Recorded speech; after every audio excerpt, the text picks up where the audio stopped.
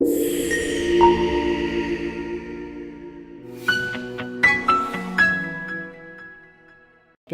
ഈ പുസ്തകം വായിച്ചപ്പോൾ എനിക്ക് കൗതുകം തോന്നിയതല്ല, ഇൻട്രസ്റ്റിംഗ് ആയിട്ട് തോന്നിയ ഒരു ഭാഗം ഈ ഹമാസിൻ്റെ അറ്റാക്കിനെ കുറിച്ച് പറഞ്ഞതാണ്.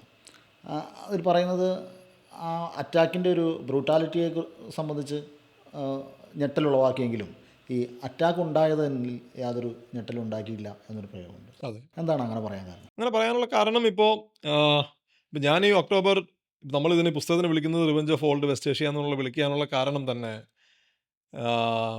2020 മുതൽ ആളുകളൊക്കെ പറയുന്നത് വെസ്റ്റ് ഏഷ്യ മാറുന്നു, ഭയങ്കരമായി മാറുന്നു. കാരണം അറബ്സും ഇസ്രായേലും തമ്മിലുള്ള അബ്രഹാം അക്കോർഡ്സ് വരുന്നു, UAE സൈൻ ചെയ്യുന്നു, സൗദി അറേബ്യ നാളെ സൈൻ ചെയ്യും. So Palestine issue is not very important എന്നുള്ളതാണല്ലോ പറയുന്നത്. പക്ഷേ ഇപ്പോൾ ഞാനിപ്പോൾ ഇതിന് മുൻപും ഈ ബുക്ക് ഇറങ്ങുന്നതിന് മുൻപും ഒക്ടോബർ 7 മുൻപും ഒക്കെ ഹിന്ദുവിൽ നമ്മൾ സ്ഥിരം ഈ വിഷയത്തെപ്പറ്റി എഴുതുന്നതാണ്. നമ്മൾ എല്ലാ കാലത്തും ആർഗ്യൂ ചെയ്തിരുന്ന ഒരു വിഷയം എന്ന് പറയുന്നത് പാലസ്റ്റൈൻ ഇഷ്യൂ അൺറിസോൾവ്ഡ് ആണ്. അത് നിങ്ങൾ റിസോൾവ് ചെയ്യാത്തിടത്തോളം കാലം this issue will blow back on you. ഇതിൻ്റെതായിട്ടുള്ള റിപ്പർക്കഷൻസ് ഉണ്ടാവും വെസ്റ്റ് ഏഷ്യയിൽ. ഒന്നാം ഇൻതിഫാദ ഉണ്ടായി, രണ്ടാം ഇൻതിഫാദ ഉണ്ടായി, ഒക്ടോബർ 7 അറ്റാക്ക് ഉണ്ടായി. കാരണം എന്താണ്? ഒരു പ്രശ്നത്തെ പരിഹരിക്കാനുള്ള ഒരു മാർഗ്ഗം അതിനെ സൈഡ് ലൈൻ ചെയ്യുക എന്നുള്ളതല്ല, അതിനെ പരിഹരിക്കുക എന്നുള്ളതാണ്. പക്ഷേ ഇസ്രായേൽ ചെയ്യുന്നത് അതിനെ സൈഡ് ലൈൻ ചെയ്യുക എന്നുള്ളതാണ്. അറബ്സും ചെയ്തത് അതാണ്. ഇപ്പോൾ അബ്രഹാം അക്കോർഡ് സൈൻ ചെയ്തപ്പോൾ UAE ഇസ്രായേലുമായി സൈൻ ചെയ്തപ്പോൾ Palestinian issue was completely side lined. അതുപോലെ സൗദി അറേബ്യയും ഇസ്രായേലും തമ്മിൽ വളരെ അഡ്വാൻസ്ഡ് സ്റ്റേജിലായിരുന്നു ടോക്സ്. പാലസ്തീനിയൻ ഇഷ്യൂവിനെ പറ്റിയിട്ട് ആരും ബോധേഡ് ആയിരുന്നിട്ടില്ല. പക്ഷേ Palestine issue remained unresolved. 2023 October വരെ വെസ്റ്റ് ബാങ്കിൽ മാത്രം 250 പാലസ്തീനിയൻസിനെയാണ് കൊന്നത് ഇസ്രായേലി പട്ടാളം. That is the fact on the ground, അല്ലേ?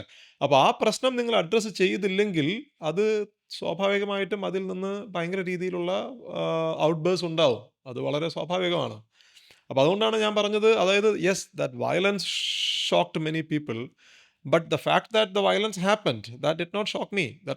ഐ ഡോണ്ട്, അതായത് ഈ ഒരു വിഷയം ക്ലോസ്ലി ഫോളോ ചെയ്യുന്ന ആരും അതിൽ ഞെട്ടൽ ഉണ്ടായി കാണില്ല, ഇങ്ങനെ ഒരു സംഭവം ഉണ്ടായി എന്നതിൽ. കാരണം ഇപ്പോൾ ഗാസയിലെ പ്രശ്നം തന്നെ നോക്കിക്കഴിഞ്ഞാൽ ഗാസ 2007 മുതൽ ഇസ്രായേലിൻ്റെ ബ്ലോക്കേഡിലാണ്. Gaza is a tiny strip of land surrounded by Israel, one checkpoint with Egypt and the Mediterranean sea. ഇസ്രായേലാണ് മെഡിറ്ററേനിയൻ സീ കോസ്റ്റ് മൊത്തം എന്താ പറയുക, മോണിറ്റർ ചെയ്യുന്നത്, കൺട്രോൾ ചെയ്യുന്നത്. ഈ റാഫ ക്രോസിംഗ് ഒഴിച്ച് ബാക്കി എല്ലാ ക്രോസിങ്ങും കൺട്രോൾ ചെയ്യണത് ഈജിപ്റ്റാണ്. ഇപ്പം നിങ്ങൾ ഗാസയിൽ ജീവിക്കുന്ന ഒരു പാലസ്തീനിയൻ ആണെന്ന് വെച്ച് കഴിഞ്ഞാൽ നിങ്ങൾക്ക് പുറത്തേക്ക് പോകണമെങ്കിൽ 2 മാർഗ്ഗമേ ഉള്ളൂ. ഒന്ന് ഈജിപ്ഷ്യൻ ചെക്ക് പോയിന്റിലൂടെ, അല്ലെങ്കിൽ ഇസ്രായേലി ചെക്ക് പോയിന്റിലൂടെ. രണ്ടും കിട്ടാൻ ബുദ്ധിമുട്ടാണ്. You are stuck. ഗാസയിൽ യാതൊരു രീതിയിലുള്ള പ്രൊഡക്ഷനും ഇല്ല, യാതൊരു രീതിയിലുള്ള ഇക്കണോമിക് ലൈഫും ഇല്ല, എക്സെപ്റ്റ് ഫിഷിംഗ്. ഖത്തറിൽ നിന്നും മറ്റും വരുന്ന ഫൈനാൻഷ്യൽ എയ്ഡിൽ സർവൈവ് ചെയ്യുന്ന ഒരു പ്രദേശമാണത്. മൊത്തം ഇസ്രായേലിൻ്റെ. അപ്പോൾ ആളുകൾ ഇസ്രായേൽ പൊതുവെ പറയും ഞങ്ങൾ 2005 ഗാസ വിട്ടതാണ്, they are still hating us, they are still attacking us. That's not true. Yes, Israel pulled back its troops, but Israel continues to keep its blockade on Gaza. അപ്പോൾ ഗാസയിലെ ലൈഫ് അതാണ്. രണ്ടാമത് west ബാങ്കിൽ ഇതുപോലെ അതിഭീകരമായിട്ടുള്ള violence continue ചെയ്യാണ്. പൊതുവെ Israel Palestine വിഷയം പഠിക്കുന്ന ആളുകൾ വെസ്റ്റ് ബാങ്കിനെയും ഗാസയിനെയും 2 എൻറ്റിറ്റി ആയിട്ടാണ് കാണുന്നത്. പക്ഷേ അല്ല, വെസ്റ്റ് ബാങ്കും ഗാസയും 2 പാലസ്റ്റീനിയൻ ടെറിട്ടറീസ് ആണ്. അവർ തമ്മിൽ ജിയോഗ്രാഫിക്കൽ കണ്ടിഗ്യൂവിറ്റി ഇല്ലായിരിക്കാം, but they have historical contiguity, political contiguity, ideological contiguity, ഇതൊക്കെയുണ്ട്. അവർ തമ്മിൽ ഒരു നാഷണലിസ്റ്റ് കണ്ടിഗ്യൂവിറ്റി ഉണ്ട്. അപ്പോൾ നിങ്ങൾ അലക്സ മോസ്കിനെ അറ്റാക്ക് ചെയ്യുന്നു, അവിടെ വയലൻസ് നടത്തുന്നു, അപ്പോൾ ഗാസയിലെ ആളുകൾ ഒന്നും ചെയ്യാൻ പാടില്ല എന്ന് പറയുന്നതിൽ അർത്ഥമില്ല. അവർ തമ്മിലുള്ള മറ്റ് പല രീതിയിലുള്ള തുടർച്ചകളുണ്ട്. ഒരു ജിയോഗ്രഫിക്കൽ കണ്ടിഗ്യൂവിറ്റി മാത്രമേ നിങ്ങൾക്ക് മുറിച്ചു മാറ്റാൻ പറ്റിയിട്ടുള്ളൂ. അപ്പോൾ Gaza was A burning issue. അതാണ് നമ്മൾ ഒക്ടോബർ 7 കണ്ടിട്ടുള്ള അതൊരു എക്സ്പ്ലോഷനിലേക്ക് നയിക്കുകയാണ് ചെയ്തത്. പക്ഷേ അതേസമയം തന്നെ ഞാനത് പുസ്തകത്തിലും പറഞ്ഞിട്ടുണ്ട്, the kind of violence Hamas carried out against the civilians, against the citizens, especially in southern Israel, that's horrific. അത് കിബൂത്ത് ബെറിയിൽ ഒക്കെ ഞാൻ പോയിട്ടുണ്ടായിരുന്നു, അത് കണ്ടതാണ്. അതായത് ഇപ്പോൾ ഇസ്രായേലി പട്ടാളത്തിനെതിരെയുള്ള ഹമാസിൻ്റെ വയലൻസ് റെസിസ്റ്റൻസ് ആണ് ബേസിക്കലി. പുസ്തകത്തിലെ ഏറ്റവും പ്രധാനപ്പെട്ട ഒരു പ്രത്യേകതയായിട്ട് ഞാൻ കണ്ടതും അതാണ്. ഈ ഹമാസിൻ്റെ വയലൻസിനെ കുറിച്ച് പറയുമ്പോൾ ഒരു കനാഡിയൻ ഇസ്രായേലി, അതെ, വിവിയൻ, അതെ അതെ, ആ ഒരു സ്ത്രീയുടെ അനുഭവത്തിൽ നിന്നാണ് ആ അധ്യായം തുടങ്ങുന്നത്. ഈ പുസ്തകത്തിൻ്റെ ഒരു മൊത്തത്തിലൊരു അണ്ടർടോൺ പലസ്തീനിയൻ കോസിന് അനുകൂലിക്കുന്ന തരത്തിലാണെങ്കിലും ഒരു ബൈപാർട്ടിസാൻ ആവാതെ കൃത്യമായിട്ട് ആ ഹമാസിൻ്റെ ആക്രമണത്തിൻ്റെ ഒരു ഭീകരത ചിത്രീകരിക്കാൻ ശ്രദ്ധിച്ചിട്ടുണ്ടെന്നുള്ളത് വളരെ പ്രധാനപ്പെട്ട പുസ്തകത്തിൻ്റെ ഒരു അക്കാഡമിക് ബാലൻസ് കീപ്പ് ചെയ്യുന്ന ഒരു സംഗതിയായിട്ട് എനിക്ക് ഫീൽ ചെയ്യുകയും ചെയ്തു. ഇത്തരത്തിലുള്ളൊരു ആക്രമണം നടത്തിയ ഹമാസ് എന്ന് പറയുന്ന സംഘടന ഒരു ഭീകര സംഘടനയാണോ? ഇതൊരു ഈ ചോദ്യം പലയിടത്തും നിന്നും വരുന്ന ഒരു ചോദ്യമാണ്. എൻ്റെ ഉത്തരം ഇതാണ്. അതായത് ഇപ്പോൾ ഭീകരവാദത്തിൻ്റെ ഡെഫിനിഷൻ എന്താണ്? ഇപ്പോൾ ഏതൊരു സംഘടനയായാലും നോൺ കോംബാറ്റൻസിനെ ടാർഗറ്റ് ചെയ്യുകയാണെങ്കിൽ, അല്ലെങ്കിൽ ടെററിനെ നിങ്ങൾ if you are using terror as A means, അല്ലേ? ഭീകരതയെ നിങ്ങൾ ഒരു പൊളിറ്റിക്കൽ വെപ്പണായിട്ട് ഉപയോഗിച്ച് കഴിഞ്ഞാൽ ടെക്നിക്കലി നിങ്ങളെ ഒരു ഭീകരവാദ സംഘടനയായിട്ട് വിളിക്കാം എന്നുള്ളതാണ്. അപ്പോൾ ആ ഒരു ടെക്നിക്കൽ ഡെഫിനിഷൻ വെച്ചിട്ടാണ് നിങ്ങൾ വിളിക്കുന്നതെങ്കിൽ നിങ്ങൾക്ക് ഹമാസിനെ ഭീകരവാദ സംഘടന എന്ന് വിളിക്കാം. പക്ഷെ ഞാനത് ഉപയോഗിക്കാറില്ല. ഞാൻ എൻ്റെ എഴുത്തിൽ I don't call Hamas a terror organisation. I will tell you why. അതിൻ്റെ കാരണം എന്താണെന്ന് വെച്ച് കഴിഞ്ഞാൽ I don't call Israel a terror state. അപ്പോൾ എനിക്ക് ഹമാസിനെ, ഇവർ രണ്ടുപേരാണ് ഇവിടുത്തെ മെയിൻ പാർട്ടീസ്. എനിക്ക് ഹമാസിനെ ഭീകര സംഘടന എന്ന് ഞാൻ വിളിക്കുന്നെങ്കിൽ ഞാൻ ഇസ്രായേലിനെ ഒരു ഭീകര സ്റ്റേറ്റ് എന്ന് വിളിക്കണം. കാരണം look at the violence Israel has unleashed on Palestinian people, അല്ലേ? എത്ര കഴിഞ്ഞ 46,000 പീപ്പിൾ കൊന്നു എന്നാണ് പറയുന്നത്. ഇസ്രായേലിൻ്റെ ഇതിൽ കൊല്ലപ്പെട്ടു എന്നാണ് പറയുന്നത്. അതിൽ ബഹുഭൂരിപക്ഷം ആളുകളും എന്താണ് സ്ത്രീകളും കുട്ടികളുമാണ്. അപ്പോൾ ഇത് സ്റ്റേറ്റ് ആണ് ചെയ്യുന്നത് എന്നുള്ളതിൻ്റെ പേരിൽ നമുക്ക് സ്റ്റേറ്റിനെ അബ്സോൾവ് ചെയ്യാൻ പറ്റില്ല. ആ രീതിയിലുള്ള വയലൻസ് ആണ് ഇസ്രായേൽ കണ്ടുപിടിക്കുന്നത്. അപ്പോൾ അതുകൊണ്ട് എനിക്ക് തോന്നുന്നു ഇതൊരു കണ്ടിന്യൂയിങ് കോൺഫ്ലിക്റ്റ് ആണ്. അപ്പോൾ ഇതിനെ നമ്മൾ ഒരു കൂട്ടരെ ഭീകര സംഘടനയാണെന്ന് വിളിച്ച് മാറ്റി നിർത്തി ഇതിന് ഒരു വയലൻസിലൂടെ ഒരു സൊല്യൂഷൻ കണ്ടെത്താൻ നോക്കി കഴിഞ്ഞാൽ അത് നടക്കില്ല. ഇതിൻ്റെ സൊല്യൂഷൻ എന്താണെന്ന് വെച്ച് കഴിഞ്ഞാൽ നാളെ ഹമാസും ഇസ്രായേലും തമ്മിൽ സംസാരിക്കുക. അല്ലാതെ ഇതിനൊരു സൊല്യൂഷൻ കണ്ടുപിടിക്കാൻ പറ്റില്ല. ഇത് യുദ്ധത്തിലൂടെ ഇപ്പോൾ ഇസ്രായേൽ കഴിഞ്ഞ 13 മാസമായിട്ട് ഗാസയിൽ യുദ്ധം ചെയ്യുന്നു. ഗാസയിലെ മുച്ചൂട് നശിപ്പിച്ചു കഴിഞ്ഞു. പക്ഷേ ഹമാസിനെ പരാജയപ്പെടുത്താൻ പറ്റിയിട്ടുണ്ടോ ഇസ്രായേലിന്? ഇല്ല. ഇന്നലെ 5 ഇസ്രായേലി പട്ടാളക്കാരാണ് കൊല്ലപ്പെട്ടത്. ഇന്നലെ. ഈ ടൈനി സ്ട്രിപ്പിലാണ് പറയുന്നത്. ഇപ്പം ഇന്നലെ Tony Blinken American state secretary പറഞ്ഞത് എന്താണ്?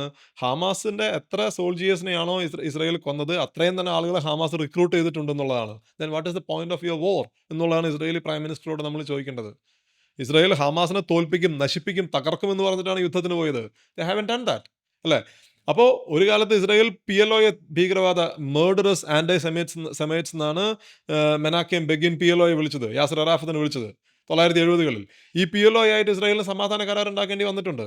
അപ്പോൾ ഇന്ന് ഇസ്രായേൽ എടുക്കുന്നത് ഒരു അബ്സല്യൂട്ടിസ്റ്റ് പൊസിഷനാണ്. പക്ഷേ അതുകൊണ്ട് ഹമാസിനെ ഒരു ഭീകര സംഘടനയാണെന്ന് വിളിച്ച് നിങ്ങൾ ഒറ്റപ്പെടുത്തി ഹമാസിനെ മാറ്റി നിർത്തി പാലസ്റ്റൈൻ വിഷയത്തിന് ഒരു പ്രതിവിധി ഉണ്ടാക്കാൻ ആണ് നിങ്ങൾ ശ്രമിക്കുന്നതെങ്കിൽ അത് പോസിബിൾ അല്ല. Hamas is a very important political force today. Technical definition നോക്കിക്കഴിഞ്ഞാൽ നിങ്ങൾക്ക് ഹമാസിനെ ഭീകര സംഘടന എന്ന് വിളിക്കാം, ഇസ്രായേലിനെ ഭീകര സ്റ്റേറ്റ് എന്ന് വിളിക്കാം. പക്ഷേ if you are looking at a solution, എന്താണ് നമുക്ക് വേണ്ടത്? Basically you need to facilitate talks between the two parties. അന്താരാഷ്ട്ര ഏജൻസികളും വിവിധ രാജ്യങ്ങളും ഹമാസിനെ എങ്ങനെയാണ് കാണുന്നത്? ഇപ്പോൾ ഹമാസിനെ അമേരിക്ക ഭീകര സംഘടനയായിട്ടാണ് കാണുന്നത്. ഇസ്രായേൽ ഭീകര സംഘടനയായിട്ടാണ് കാണുന്നത്. ഇസ്രായേലിലെ പല സഖ്യ കക്ഷികളും ഹമാസിനെ ഭീകര സംഘടനയായിട്ട് കാണുന്നത്. പക്ഷേ നിങ്ങൾ ഗ്ലോബൽ സൗത്തിൽ നോക്കിക്കഴിഞ്ഞ് കഴിഞ്ഞാൽ ബഹുഭൂരിപക്ഷം രാജ്യങ്ങളും ഹമാസിനെ ടെറർ സംഘടനയായിട്ട് ഐഡന്റിഫൈ ചെയ്തിട്ടില്ല, including India. You talk to the MEA here. MEA dozen call Hamas a terror organisation. Even നരേന്ദ്രമോദിസ് MEA dozen call Hamas a terror organisation. അപ്പോൾ അങ്ങനെ ഒരു ഡെസിഗ്നേഷൻ ഇവിടെ ഉണ്ടായിട്ടില്ല, ഇന്ത്യയിൽ ഉണ്ടായിട്ടില്ല. October 7 അറ്റാക്കിനെ പ്രധാനമന്ത്രി ടെറർ അറ്റാക്ക് എന്ന് വിളിച്ചിട്ടുണ്ട്, MEA ടെറർ അറ്റാക്ക് എന്ന് വിളിച്ചിട്ടുണ്ട്. But we haven't officially designated Hamas a terror organisation. എന്താണ് കാരണം? ഇതാണ് കാരണം. അതായത് ഹമാസ് ഒരു ഇമ്പോർട്ടൻറ്റ് പൊളിറ്റിക്കൽ ഓർഗനൈസേഷനാണ്. 2, ഹമാസിനെ ഇസ്രായേൽ നേതൃത്വമൊക്കെ ISIS ആയിട്ട് കമ്പയർ ചെയ്തിട്ടുണ്ട്. That doesn't make any sense to me. കാരണം ഇസ്ലാമിക് സ്റ്റേറ്റ് എന്ന് പറയുന്നത് ഒരു പാൻ ഇസ്ലാമിസ്റ്റ് ടെറർ ഓർഗനൈസേഷനാണ്, ഒരു ഗ്ലോബൽ ടെറർ ഓർഗനൈസേഷനാണ്. Hamas is a nationalist force. Hamas fight ചെയ്യുന്നത് ഇസ്രായേലിനെതിരെയാണ്. ഹമാസ് ഫൈറ്റ് ചെയ്യുന്നത് അല്ലാതെ ലോകത്തിലുള്ള എല്ലാ ഇൻഫിഡൽസ് കോട്ട് ആൻഡ് കോട്ട് അവർക്കെതിരെയല്ല. അങ്ങനെ ഒരു വേൾഡ് വ്യൂ അല്ല ഹമാസിനുള്ളത്. ഹമാസിനൊരു പൊളിറ്റിക്കൽ ഒബ്ജക്റ്റീവ് ഉണ്ട്. ഹമാസിൻ്റെ പൊളിറ്റിക്കൽ ഒബ്ജക്റ്റീവ് എന്താണ്? Liberation of the Palestinians. അവരുപയോഗിക്കുന്ന മീൻസിനെ നമുക്ക് അറ്റാക്ക് ചെയ്യാം. I attack their means, I attack their use of violence. Okay, I am very critical of them. പക്ഷേ അവർക്കൊരു പൊളിറ്റിക്കൽ ഗോൾ ഉണ്ട്. അല്ലാതെ അൽ ഖൈദയെ പോലെയോ ഇസ്ലാമിക് സ്റ്റേറ്റിനെ പോലെയോ ലോകത്ത് ഫുള്ള് ഭീകരവാദം എന്താ പറയുക, സ്പ്രെഡ് ചെയ്യുക, അതിൻ്റെ ഭാഗമായിട്ട് അവരുടെ ഒരു പൊളിറ്റിക്കൽ മൂവ്മെൻറ്റിനെ ഉണ്ടാക്കുക എന്നുള്ളതല്ല ഹമാസിൻ്റെ ഐഡിയ. ഹമാസ് ഫണ്ടമെൻ്റലി ഒരു പാലസ്തീനിയൻ നാഷണലിസ്റ്റ് ഗ്രൂപ്പാണ് വിച്ച് യൂസസ് വയലൻസ്. ഓക്കെ, പക്ഷേ അറാഫത്തിൻ്റെ ഫത്താ പാർട്ടി അല്ലെങ്കിൽ പലസ്തീൻ ലിബറേഷൻ ഓർഗനൈസേഷനെയോ ഒക്കെ പോലെ ഒരു സെക്യുലർ ബാക്ക്ഗ്രൗണ്ടിൽ നിന്ന് വ്യത്യസ്തമായ ഒരു മുസ്ലിം ബ്രദർഹുഡിൻ്റെ ഒരു ചരിത്ര പശ്ചാത്തലത്തിൽ നിന്നല്ലേ? അതെ, ആണ്. അപ്പോൾ നമ്മൾ പൊളിറ്റിക്കലി സെക്യുലർ ആണെങ്കിൽ നമുക്ക് we can have disagreements with Hamas. ഞാൻ പറഞ്ഞത് നമ്മൾ ഹമാസിനെ ഐഡൻറ്റിഫൈ ചെയ്യുമ്പോൾ, അനലൈസ് ചെയ്യുമ്പോൾ അതിൽ യാതൊരു പ്രശ്നമില്ല.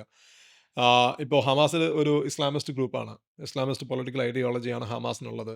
പക്ഷെ നമ്മൾ ഹമാസിനെ മനസ്സിലാക്കുമ്പോൾ ഹമാസ് എന്തുകൊണ്ടുണ്ടായി എന്നുള്ളതും കൂടെ മനസ്സിലാക്കേണ്ടതുണ്ട്. നേരത്തെ പറഞ്ഞതുപോലെ PLO ഒരു സെക്യുലർ മൂവ്മെൻ്റ് ആണ്. ആം, പ്രത്യേകിച്ചും ശീതയുദ്ധത്തിൻ്റെ കോൾഡ് വാറിൻ്റെ സമയത്ത് ലോകത്തിലെ മറ്റ് പല ഭാഗങ്ങളിലും ഉണ്ടായിട്ടുള്ള ഒരു നാഷണൽ ലിബറേഷൻ മൂവ്മെൻറ്റിൻ്റെ രീതിയിലാണ് PLO വരുന്നത് അല്ലേ, യാസർ അറാഫത്തൊക്കെ ഉണ്ടായി വരുന്നത്.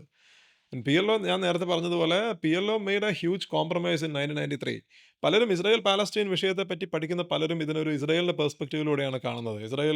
Israel agree to establish Palestinian authority എന്നാണ് പലരും പറയുക. 1993 പറ്റി പറയുക. നേരെ തിരിച്ച് നിങ്ങൾ പാലസ്റ്റീനിയൻസിൻ്റെ ഭാഗത്ത് നോക്കിക്കഴിഞ്ഞ് കഴിഞ്ഞാൽ 100% ടെറിട്ടറിയിൽ നിന്ന് 22%ലേക്കാണ് അവർ ചുരുങ്ങിയത്. എന്നിട്ട് ആ 22%ൽ ഞങ്ങൾക്കൊരു രാഷ്ട്രത്തെ തരണമെന്നാണ് അവർ ലോകത്തോട് ആവശ്യപ്പെട്ടത്. അതിപ്പോഴും സാധ്യമല്ല. ആണോ? ആ പാലസ്തീൻ രാഷ്ട്രം ഉണ്ടായിട്ടുണ്ടോ? ഉണ്ടായിട്ടില്ല. അപ്പോൾ നമ്മൾ പാലസ്തീനിയൻസിൻ്റെ ഭാഗത്ത് നോക്കിക്കഴിഞ്ഞാൽ PLO promised A statehood 1993. PLO made a huge compromise while recognizing the state of Israel. But PLO failed to deliver. They didn't get a state. അല്ലേ? Occupation continued, settlements continued. So what we witnessed was a complete failure of the PLO. അന്ന് നേരെ തിരിച്ച് Oslo agreement sign ചെയ്തപ്പോൾ ഓസ്ലോയെ എതിർത്ത ആളുകളാണ് Hamas. PLO വലിയ compromise ആണ് ചെയ്യുന്നതെന്നാണ് Hamas പറഞ്ഞത്. അപ്പോൾ സ്വാഭാവികമായിട്ടും the failure to create an independent sovereign state of Palestine that led to the legitimisation of Hamas as a political force. ഇതൊരു ഹിസ്റ്റോറിക്കൽ റിയാലിറ്റിയാണ്. നമ്മൾ ഹമാസിനെ എതിർക്കുകയോ അനുകൂലിക്കുകയോ ചെയ്യാം. ഞാൻ ഹമാസിൻ്റെ പൊളിറ്റിക്കൽ ഐഡിയോളജിയോട് ഏറ്റവും അധികം എതിർപ്പുള്ളൊരു വ്യക്തിയാണ്. ഹമാസിൻ്റെ ഇസ്ലാമിസമായിട്ട് യാതൊരു രീതിയിൽ എംപതൈസ് ചെയ്യാത്ത ഒരാളാണ് ഞാൻ. പക്ഷേ as A student of west Asia, I should understand the political and social context where Hamas became a powerful force. ഹമാസിൻ്റെ മുൻഗാമികളായിരുന്ന മുസ്ലിം ബ്രദർഹുഡ്, ഈ മുസ്ലിം ബ്രദർഹുഡിനെ ഒരു ആ, ഇസ്രായേൽ സ്റ്റേറ്റിൻ്റെ ഒരു ആഭിമുഖ്യം ഉണ്ടായിരുന്ന ഒരു സംഘടനയായിരുന്നു. ആ, അത് എങ്ങനെയാണ് പിന്നീട് ഈ ഇസ്രായേലിനെതിരായിട്ടുള്ള ഒരു ഫോഴ്സായിട്ട് മാറുകയും അല്ലെങ്കിൽ PLOയെ റീപ്ലേസ് ചെയ്യുന്ന ഒരു സംഘടനയായിട്ട് മാറുകയും ചെയ്തത്? ഇസ്രായേൽ സ്റ്റേറ്റിനോട് ആഭിമുഖ്യം എന്നതിനേക്കാളേറെ മുസ്ലിം ഇസ്രായേലിന് ബ്രദർഹുഡിന്റെ ആഭിമുഖ്യമുള്ളത്. ഇസ്രായേലിന് യെസ് കറക്റ്റ്. ഇസ്രായേലിന് ആഭിമുഖ്യം ഉണ്ടാവാനുള്ള കാരണം ഇസ്രായേലിന് PLO ആയിരുന്നു അവരുടെ മെയിൻ ഒപ്പണന്റ്, പ്രത്യേകിച്ചും 1970s ആൻഡ് 1980s.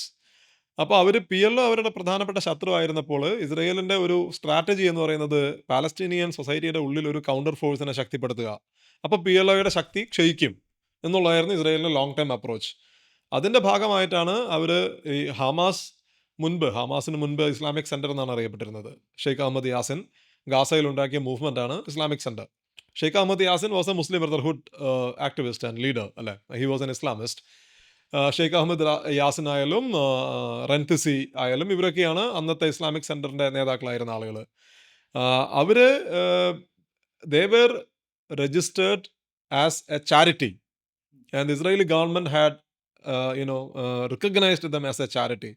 അതുപയോഗിച്ചിട്ടാണ് അവർ ഇസ്ലാമിക് സെൻറ്റർ അന്ന് ഗാസയിൽ ഇസ്ലാമിക് യൂണിവേഴ്സിറ്റിയൊക്കെ ഫണ്ട് ചെയ്യുന്നത് ആ റെക്കഗ്നേഷൻ വെച്ചിട്ടാണ്. അപ്പം അങ്ങനെ ഒരു റിലേഷൻഷിപ്പ് സ്റ്റേറ്റ് ഓഫ് ഇസ്രായേലും ഇസ്ലാമിക് സെൻറ്ററും തമ്മിൽ ഉണ്ടായിട്ടുണ്ട് 1970കളിലും 1980കളിലും. പക്ഷേ ഫസ്റ്റ് ഇൻതിഫാദ ബ്രേക്ക് ഔട്ട് ചെയ്തതിന് ശേഷം 1987 ഹമാസ് എന്തുണ്ടാവുന്നു, അപ്പോൾ ഹമാസ് ഉണ്ടാക്കുന്നു. ബേസിക്കലി ഹമാസ് ഒരു ഇസ്ലാമിക് റെസിസ്റ്റൻസ് മൂവ്മെൻറ്റ് എന്നുള്ള രീതിയിലുള്ള ഇസ്ലാമിക് സെൻറ്റർ എന്ന് പറയുന്നത് ഒരു റെസിസ്റ്റൻസ് മൂവ്മെൻറ്റായി മാറുന്നു 1980കളുടെ അവസാനത്തോടെ. അതിനുശേഷം Hamas starts fighting the Israeli troops. അപ്പോൾ അതുവരെ ഷെയ്ഖ് അഹമ്മദ് യാസിൻ്റെ നിലപാട് എന്ന് പറയുന്നത് ഈ പാലസ്തീനിയൻ രാഷ്ട്രം എന്ന് പറയുന്നത് ഒരു പൊളിറ്റിക്കൽ പ്രൊജക്റ്റാണ്. നമ്മളുടെ ഒരു അജണ്ടയിൽ അത് വരുന്നില്ല. നമ്മളുടെ അജണ്ട എന്ന് പറയുന്നത് purify the society, Islamise the society. And Sheikh Ahmed Yassin was very critical of the Palestinian modernism. He was very critical of the PLO's secularism അല്ലേ. അപ്പോൾ അവരുടെ ഒരു ഒബ്ജക്റ്റീവ് എന്ന് പറയുന്നത് ഈ പാലസ്തീനിയൻ ഇസ്ലാമിക് സൊസൈറ്റിയെ പ്യൂരിഫൈ ചെയ്യുക എന്നുള്ളതാണ്. മാത്രമല്ല മുസ്ലിം ബ്രദർഹുഡുകൾ പാൻ ഇസ്ലാമിസ്റ്റുകളാണ്, അവർ നാഷണലിസ്റ്റുകളല്ല. ഇന്നത്തെ ഹമാസ് സ്വയം പ്രൊജക്റ്റ് ചെയ്യുന്നത് നാഷണലിസ്റ്റ് മൂവ്മെൻ്റ് ആയിട്ടാണ്. പക്ഷേ അവർ ഒരു കാലത്ത് ഇസ്ലാമിക് സെൻറ്റർ ആയിരുന്ന കാലത്ത് അങ്ങനെയല്ല. അപ്പോൾ ഈ ഒരു പാലസ്തീനിയൻ എൻറ്റിറ്റിയുടെ ഉള്ളിലുള്ള സ്വാതന്ത്ര്യം എന്ന് പറയുന്ന ഒരു നാഷണലിസ്റ്റ് പ്രൊജക്റ്റിനോട് അവർ ഐഡിയോളജിക്കലി എതിരിട്ട് നിന്ന ആളുകളായിരുന്നു. നേരെ തിരിച്ച് പക്ഷേ 1980കളുടെ അവസാനത്തോടെ ഒന്നാം ഇൻതിഫാദ തുടങ്ങിയതിന് ശേഷം ഹമാസ് എന്ന് പറയുന്ന സംഘടന രൂപീകരിക്കപ്പെട്ടതിന് ശേഷം Hamas has been fighting the Israelis. അങ്ങനെയാണ് ഇവർക്കൊരു ലെജിറ്റിമസി പക്ഷേ കിട്ടുന്നത് 1990കളിലാണ്. ഞാൻ നേരത്തെ പറഞ്ഞതുപോലെ ഓസ്ലോ എഗ്രിമെൻറ്റ് സൈൻ ചെയ്യപ്പെട്ടപ്പോൾ ഓസ്ലോയ്ക്കെതിരെ പല ശക്തമായിട്ടുള്ള എതിർപ്പ് പാലസ്തീനിയൻ സൊസൈറ്റിയുടെ ഉള്ളിലുണ്ടായിരുന്നു. ഈ ഓസ്ലോ എഗ്രിമെൻ്റ് പരാജയപ്പെടാനുള്ള കാരണം എന്താണ്? ഒരു ഒറ്റവാക്കിൽ പറഞ്ഞാൽ ബെഞ്ചമിൻ നെതന്യാഹു. 1993-ലും 95-ലുമാണ് ഓസ്ലോ സൈൻ ചെയ്യപ്പെടുന്നത്. 2 ഓസ്ലോ എഗ്രിമെന്റ്സ് അല്ലേ? ഓസ്ലോ എഗ്രിമെന്റിന്റെ പ്രധാനമായിട്ടുള്ള പ്രോമിസ് എന്ന് പറയുന്നത് ആദ്യം പാലസ്തീനിയൻ അതോറിറ്റി ഉണ്ടാക്കുന്നു, പാലസ്തീനിയൻ നാഷണൽ അസംബ്ലി ഉണ്ടാക്കുന്നു. ഇത് രണ്ടും പ്രൊവിഷണൽ ആണ്. വെസ്റ്റ് ബാങ്ക് 3 ഏരിയ ആയിട്ട് തിരിക്കുന്നു. അതിൽ ഏരിയ എയിലാണ് പാലസ്തീനിയൻ അതോറിറ്റിക്ക് ഒരു റിലേറ്റീവ് അധികാരമുള്ളത്. ഏരിയ ബിയിൽ they will share power with Israeli security agencies. Area C will be completely controlled by Israel. But in the future you will have an independent sovereign Palestinian state. This was the promise of Oslo. And 95 second Oslo was signed. And I think in 1995, Yitzhak Rabin was assassinated. The Israeli prime minister who signed Oslo. He was assassinated. അന്ന് അദ്ദേഹത്തിൻ്റെ foreign minister ആയിരുന്ന Shimon Peres ആണ് immediately പ്രധാനമന്ത്രിയാവുന്നത്. And then Peres will call for election because Peres is a Nobel prize laureate. Peres wanted to wrap up the agreement with the Palestinians. He actually wanted a political solution, Shimon Peres. അങ്ങനെ Perez ചെയ്തത്, Perez election വിളിക്കുന്നു. Perez wanted a fresh mandate and then to take the agreement to a logical conclusion. കാരണം Rabin മരിച്ചതിന് ശേഷം. And the Labour Party was defeated in the election, I think in 1996. And who comes to power? Benjamin Netanyahu. That was his first term. And Netanyahu, I was recently talking to David Schulman. Professor Schulman was in Chennai, so I met him.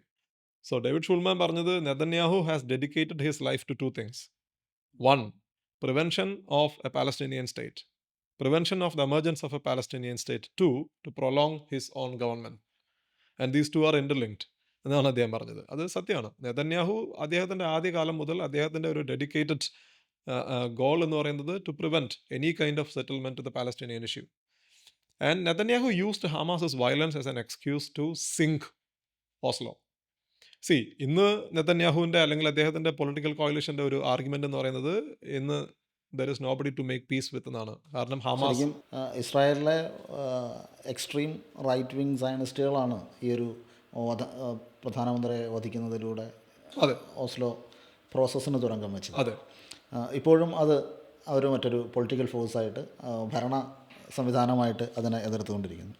ഈ ഹമാസിൻ്റെ പ്രവർത്തനങ്ങൾ നമ്മൾ വിമർശിക്കുമ്പോഴും ചരിത്രം നമ്മൾ പരിശോധിച്ചാൽ പലപ്പോഴും ഇസ്രായേലിന് മനസ്സിലാകുന്നത് അക്രമത്തിൻ്റെ അല്ലെങ്കിൽ വയലൻസിൻ്റെ ഒരു ഭാഷ മാത്രമാണ് എന്ന് നമുക്ക് പലപ്പോഴും തോന്നാറുണ്ട്. അതെ ആ ഒരു തരത്തിൽ നിന്ന് നോക്കും, ആ ഒരു പശ്ചാത്തലത്തിൽ നിന്ന് നോക്കുമ്പോൾ ഈ ഹമാസിൻ്റെ പ്രവർത്തനങ്ങൾ ഈ ലേറ്റസ്റ്റ് അറ്റാക്ക് പോലും ഈ പലസ്തീനിയൻ കോസിനെ വീണ്ടും സെൻട്രൽ സ്റ്റേജിലേക്ക് കൊണ്ടുവരാനായിട്ട് സഹായിക്കുകയല്ലേ ഉണ്ടായത്. പാലസ്തീനിയൻ ഒക്ടോബർ 7 അറ്റാക്ക് പാലസ്തീനിയൻ കോസിനെ സെൻട്രൽ സ്റ്റേജിൽ കൊണ്ടുവന്നിട്ടുണ്ട്. അത് അവിതർക്കമായിട്ടുള്ള കാര്യമാണ്.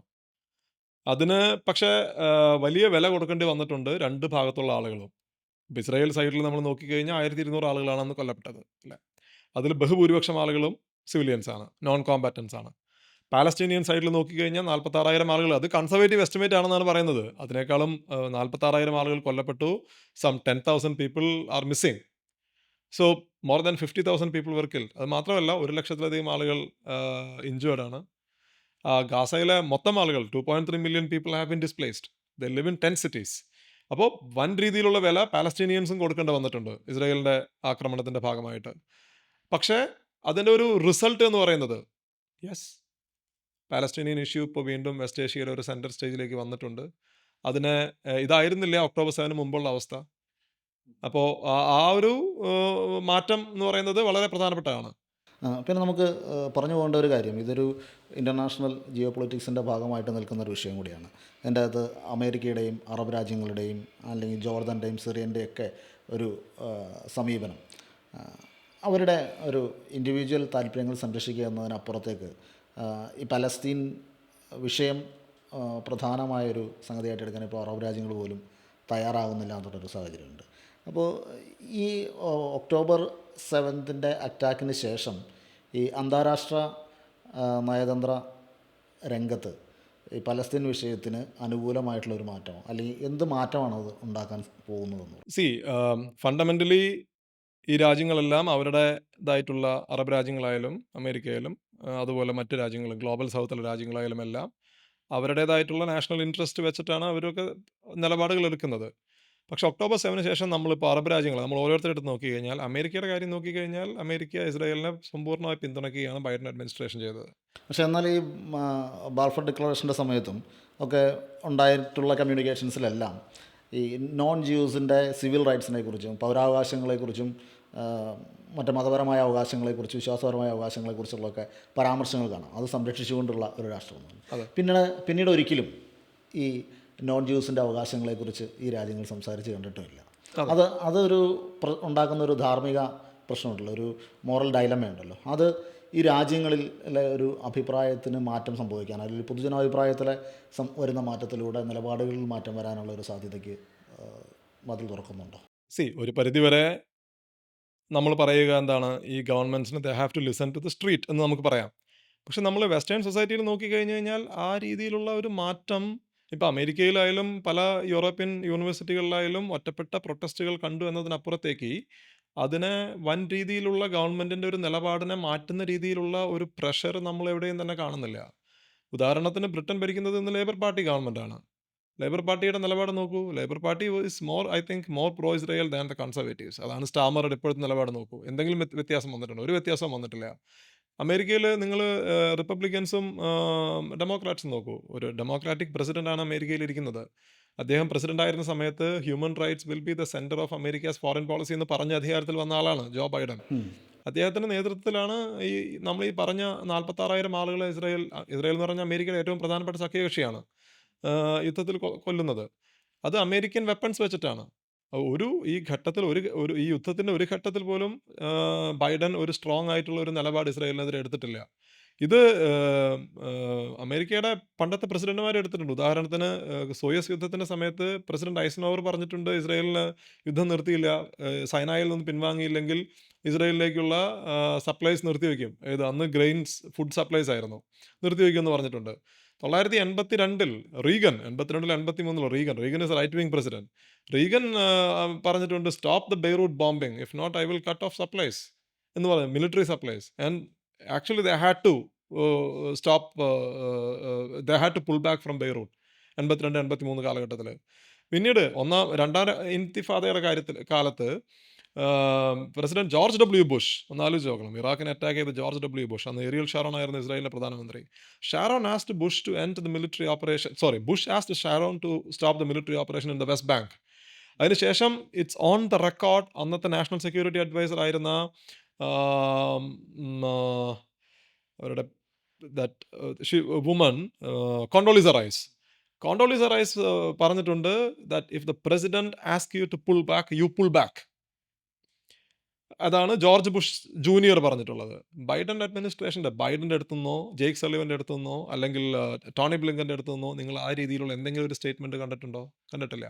ഞാൻ പറഞ്ഞത് അങ്ങനെ ഈ നമ്മൾ ഓരോ രാജ്യങ്ങളെ എടുത്ത്, യൂറോപ്യൻ രാജ്യങ്ങളായാലും അമേരിക്ക, ട്രംപ് അധികാരത്തിൽ വന്നതിന് ശേഷം ഈ വിഷയത്തിൽ എന്തെങ്കിലും ഇപ്പോൾ ട്രംപ് പലരും പറയുന്നത് ട്രംപ് അധികാരത്തിൽ വന്നു കഴിഞ്ഞ് കഴിഞ്ഞാൽ it will be worse of for the Palestinians എന്നാണ്. കാരണം ട്രംപ് പ്രോ ഇസ്രായേലാണ്, ഒരു സംശയമില്ല. പക്ഷേ എൻ്റെ ഒരു ചോദ്യം എന്ന് വെച്ചാൽ ഇതിനേക്കാൾ എങ്ങനെയാണ് ഇത് വഴ്സാവുക എന്നുള്ളതാണ്. ഇതിനപ്പുറത്തേക്ക് ഇത് പോകാനില്ല. അതാണ്, ഇതിൽ കൂടുതൽ എങ്ങനെയാണ് ഇതിന് വഴ്സാക്കുക എന്നുള്ളതാണ്. അപ്പോൾ നമ്മൾ ട്രംപ് പ്രോ ഇസ്രായേൽ ആണെന്ന് പറയുമ്പോൾ ആളുകൾ ഇൻഹറൻ്റ്ലി അവർ ഉദ്ദേശിക്കുന്നത് ബൈഡൻ വിൽ ബി ബെറ്റർ എന്നാണ്. My argument is that Biden is not better. Trump can be equally bad, I don't expect anything better. പക്ഷേ ഇപ്പോൾ നിലവിൽ നമ്മളിപ്പോൾ ഇത് സംസാരിക്കുമ്പോൾ the both sides are in a very advanced stage of reaching a ceasefire deal. Because Trump wants an agreement before he comes to office.